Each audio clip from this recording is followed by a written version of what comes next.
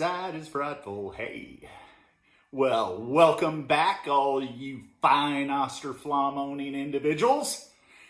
It's a beautiful day in Texas, and we are here to make a video in regards to thermostats. We had a gentleman that contacted us yesterday, and Julie said, "Hey, Scott, do you have a thermostat video on?" I said, "Absolutely not."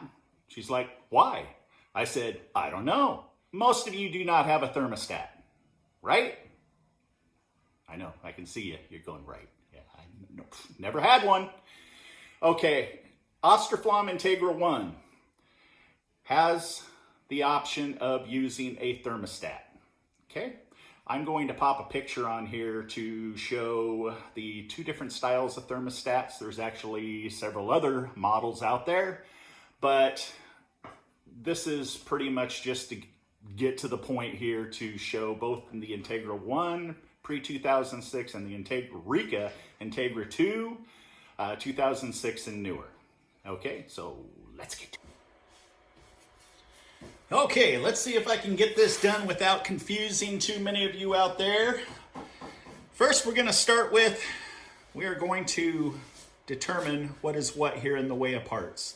Some of you recognize these parts right here. This is the Austroflamm Integra pre-2006 motherboard, user board. Here we have 2006 and newer Rika Integra 2 motherboard, user board. Okay. What we're going to show now is the two different types of thermostats, which there are actually several manufacturers and different designs of thermostats, but these are the two that we mainly sell. I'm going to start with the least expensive and the basic on-off thermostat right here. It is a millivolt thermostat. You cannot go out and get yourself a thermostat that is a non-millivolt thermostat. It will not work. This is strictly an on-off thermostat, which works with the Austroflamm Integra 1.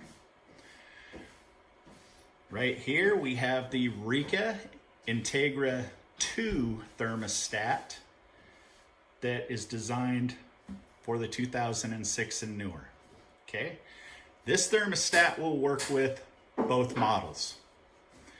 The only difference with this model is on the Integra 1, when it no longer calls for heat, let's just say you have it set at 75, it hits 75, it drops down to pilot mode. Okay, it doesn't shut it off, keeps it on pilot mode. And you're like, well, why is that, Scott? Well, let me tell you. The reason is because Austroflamm originally did not have an igniter in their stoves, so that if it did shut itself off, it would never relight itself, or it would just go dead until you restarted it with fire gel or fire pellets or whatever. Okay, so what happens is you hook this up. This will keep the stove up and running at the setting that your potentiometer here is set at. That's how much power and energy is going to come out of your stove is by that setting.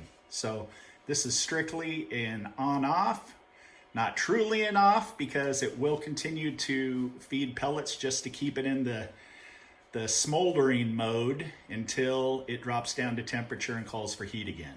All right.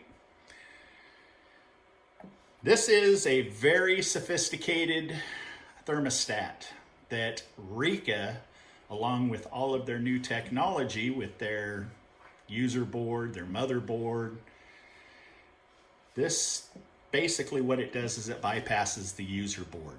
So right now, all of you that don't have a thermostat, you're controlling it by the user board here.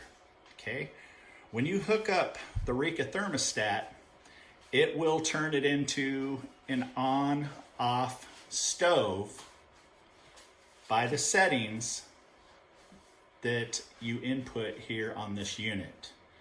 Now, all of you out there that knows your Rika stove very well, you know that you can program this stove to where it'll turn on and shut off twice a day, okay? It will not act as a thermostat mode though. So what that means is some of you, like we've had the Rika 2s, well, we've had both stoves in our homes, but since we relocated to Texas, we left the stoves behind and we no longer have one. But we use this model to where if I get up at 5 a.m. and I want it, I want the floors to be a little bit warm, I'll have the stove turn on at 4:30. So when I get up, the pellet stove's burning, the heat's on, bingo, I'm a happy camper.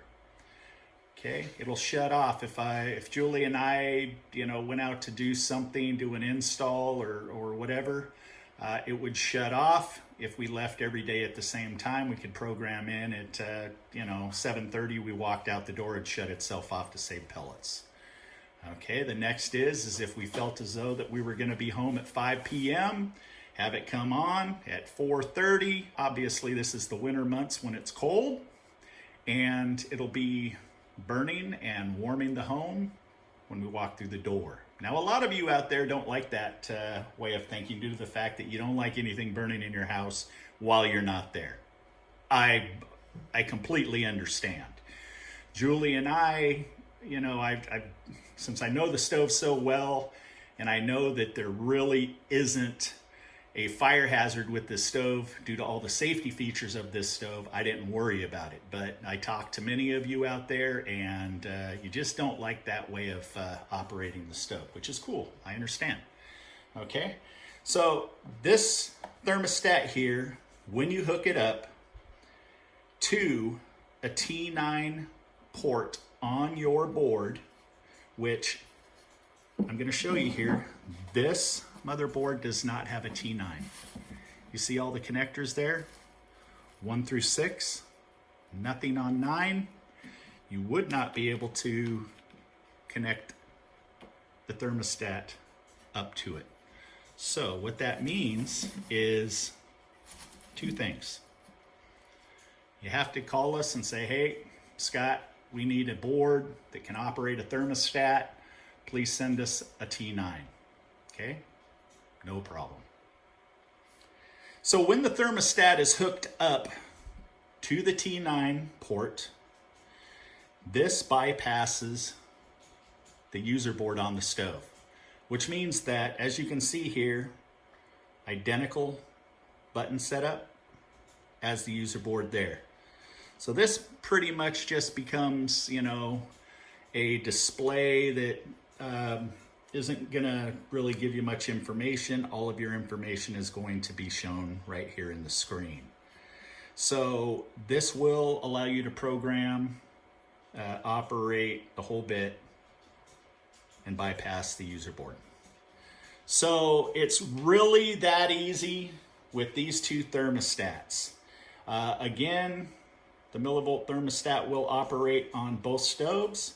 The Rika thermostat, it's got a price tag on it, which, I'm not gonna date this video and say what it is, but it's enough to scare the bejesus out of some of you because you can get sticker shocked. It is pretty expensive. One thing about this thermostat is it is just about obsolete.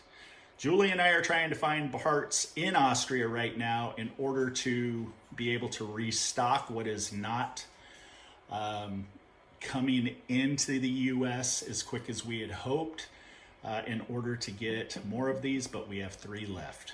And when those 3 are gone, that's pretty much it. So that's it in a nutshell.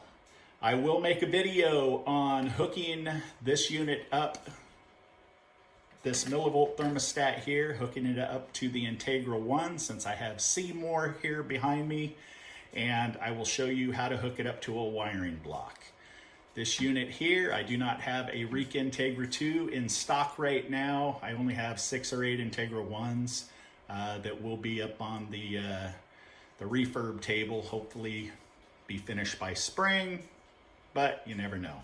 Who knows what tomorrow's gonna bring. So if you're in need of any of those parts that you just seen in the video, give us a call. We'll hook you up. Now, there is one thing that goes on out there, and I'm not going after any particular individual, but I must say this because it is a common problem for those that sell electronics. In our industry, especially due to the lack of information on Austroflamm and Rika out there and experienced technicians, a lot of individuals will buy parts not knowing exactly what's wrong with the stove. They will figure that they will use the process of elimination theory by buying parts, throwing those parts at the stove, and then if it doesn't fix the stove, they ask for a refund. Now, some of you might think Scott and Julie are bad people. We're bad, really bad. But let me explain myself. Scott, are you a bad individual? At times. But today, I'm being honest with you. And that is, we do not give refunds on electronic parts. And you're just saying, oh, well, then I'm not buying from you. I'm sorry, you're going to have to go with somebody that's going to answer your questions for you and is going to walk you through, troubleshooting and purchase the parts from them. And the reason why we do not give refunds on electronic parts is, I would probably say that more than half of the time, when somebody puts one of our new working parts in a stove that has issues, it will blow our part to where we will have to repair it. So individuals will send the parts back to us, we will test them, and they will be bad. Okay? That's what happens in these stoves, is one bad part can create a chain reaction. It can ground out, it can send a surge, and blow another part.